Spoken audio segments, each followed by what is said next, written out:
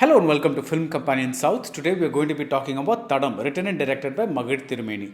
Now this director, he puts a very interesting new spin on one of the oldest masala film tropes, which is that of the double role.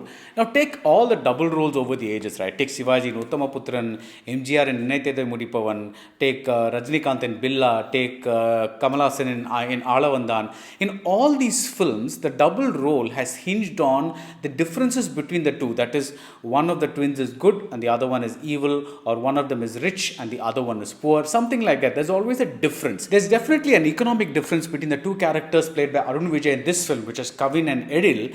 Edil drives a BMW. Kavin is the kind of guy who robs ATMs for a living. But they are both not exactly moral characters. That's something there. And also, they are both treated sympathetically. So neither of them is completely in the good shade or evil shade. They're both somewhere in the middle. The film has a kind of a slowish start, but then it really picks up after a murder. Now, in a typical twin story, one of the twins would have ended up committing the murder, and the other twin will end up being the suspect, being chased by the cops. But here, both Kavin and Edil end up being suspects. That's a terrific pulp twist. Arun Vijay gives a very muscular performance in both the roles, but at first I thought he was not doing enough to differentiate between Kavin and Edil. But then slowly I realized that this was part of the point.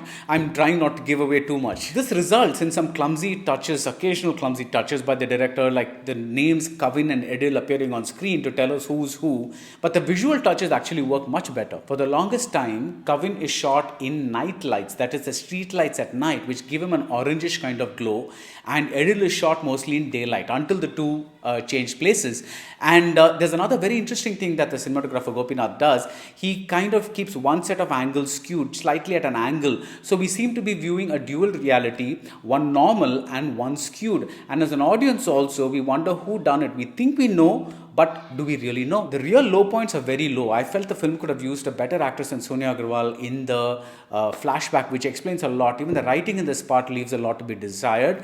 I also felt that the motive behind the murder is too hastily explained away. But in the overall sense, as thrillers go, Thadam is not bad at all. I enjoyed the big reveal. I enjoyed the sequences with this policewoman named Mallar and played by Vidya Pradeep. That's very nice. And that this woman who is a supporting character compared to the heroines has more footage than the heroine shows that the film has its priorities in the right place. So I'm going with 2.5 stars for Thadam. If you like this review, please subscribe to Film Companion South. The full review is out on the Film Companion website. See you soon at the movies.